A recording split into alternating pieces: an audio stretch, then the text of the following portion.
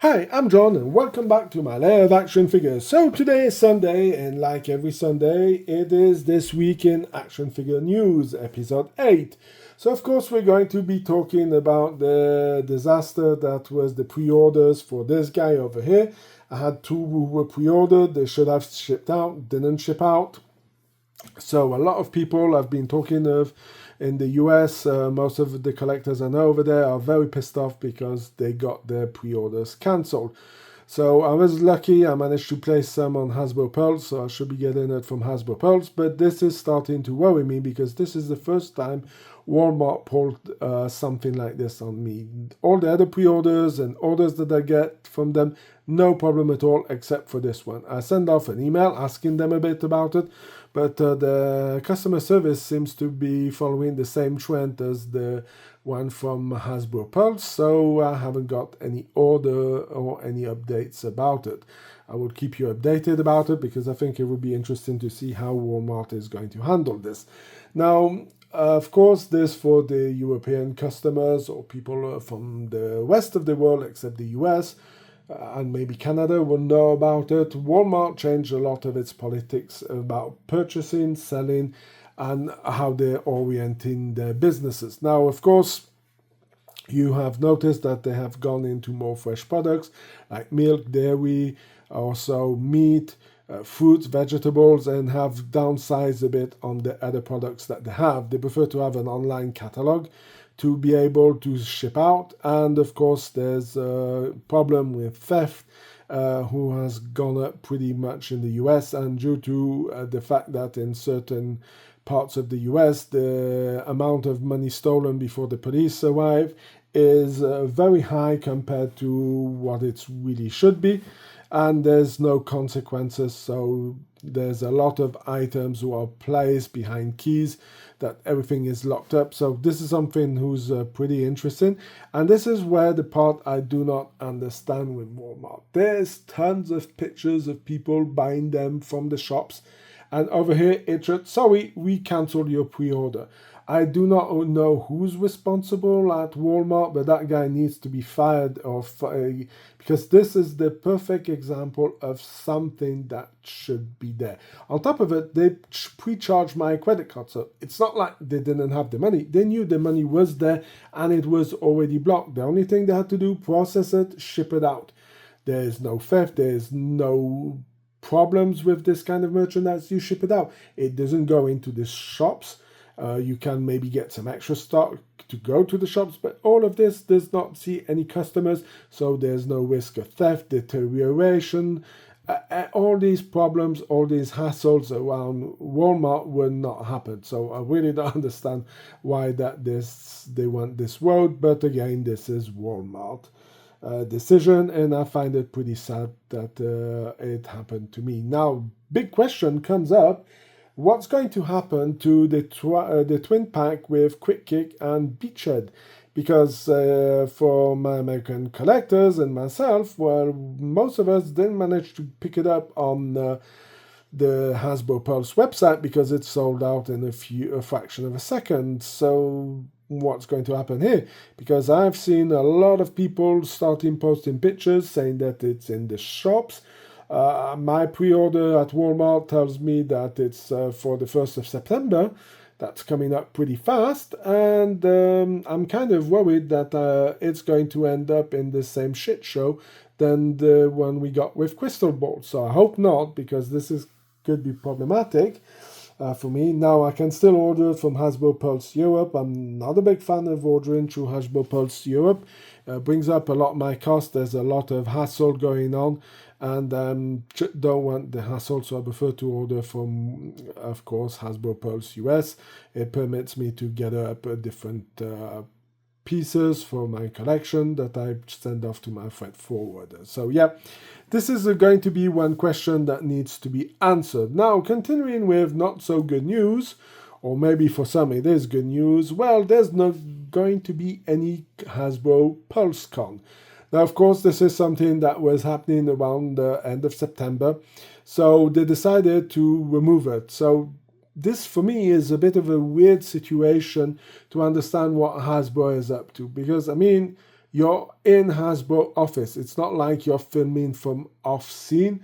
So why not make a Hasbro PulseCon? Maybe they decided to say, well, not many people were following, and afterwards people have spent off a lot of money. So this is going to be something that they're going to disregard, and then they're going to be moving to a new event who I'm going to be talking about. Now, of course, for G.I. Joe fans, this means no Pythona, because this one should have been a PulseCon exclusive. But from what I've understood in the feedback, well, this is going to be where it's going to be released. So I can understand why Hasbro would say, well, why would we do this show in our offices? Does not cost them more money to do, because, I mean, it's showing out. But I guess they might not have so much products on this short distance between end of September and the beginning of October. So I guess they prefer to wrap everything in the New York Comic Con.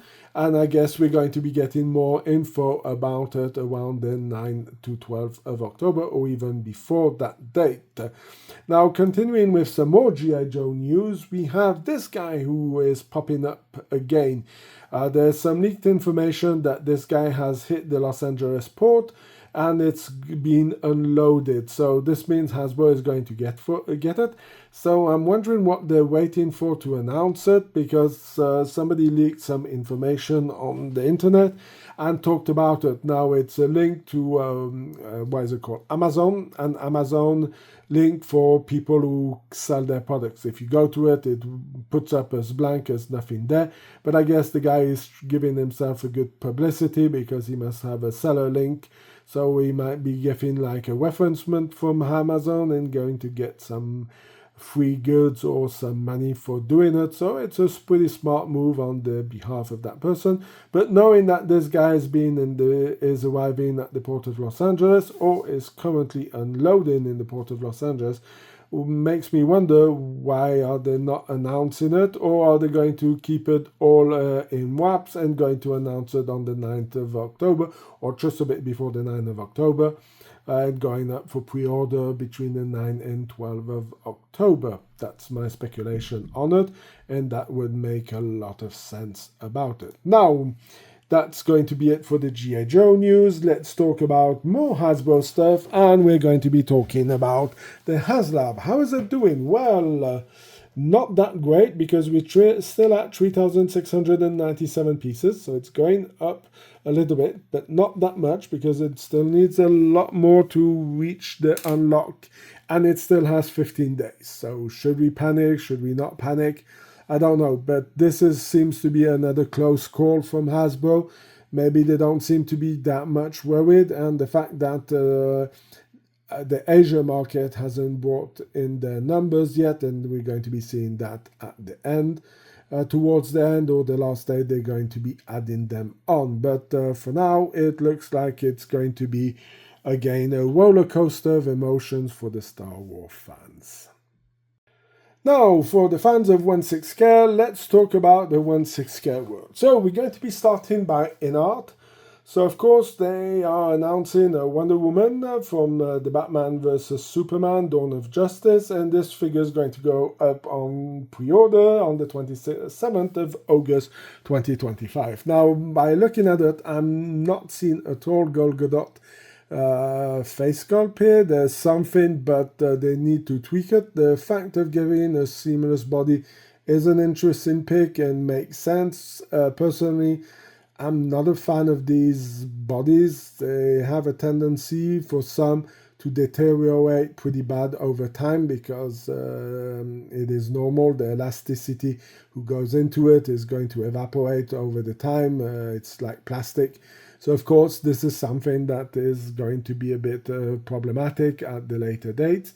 So this is something that we'll have to see. But personally, I like the rest of it, but the head sculpt is not working for me. Now, talking about the major 1/6 scale brand, we're going to be talking about Hot Toys. So Hot Toys teased us with two products. The first product they teased us with is Peacemaker. So this is a bit of a surprise. I know that season 2 has just started, And of course, as you can see on top, we seem to get finally the head sculpt of John Cena. Again, this is something that I find totally ridiculous on the behalf of Hot Toys. I don't understand why this figure did not have the head sculpt the first time around.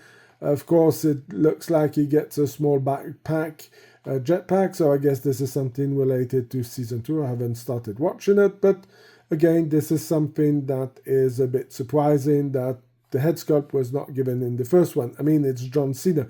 It's a bit like the Mandalorian not giving us Pedro Pascal, but making, I'm going to exaggerate the numbers, but about 10 Mandalorian figures and only one gets the head sculpt. I can understand that there's a Pedro Pascal fatigue right now because he's in every kind of movie. So, yeah, that I can understand. But this figure here is going to be interesting to see what is coming now. He's going to come with the Eagle. Is he going to come with most of the same gear that Season 1 had? It would be interesting to see because this, I think, is a huge FU to the collectors. This should have been already included in the first one. Now, the next figure that they have announced, this one I did a short video, so I'm not going to go into too much details. If you want to go and have a look at it, you can. So, of course, we have Wednesday from this series of the same name on Netflix, which started with Season 2. So, of course, this is the big question. Will we get more characters? Some people are hoping for it, but knowing Hot Toys history with this kind of shows, well, I think we're going to be only getting this figure, who makes it a bit of a shame. Now, if you're a Tim Burton fan and you kept all the Tim Burton figures who came out over 10 years ago, because there's not much going around there. So yeah, it's going to be a bit of interesting to see if this figure is going to sell and how the pre-order is going to go for this figure. So not much in there for me.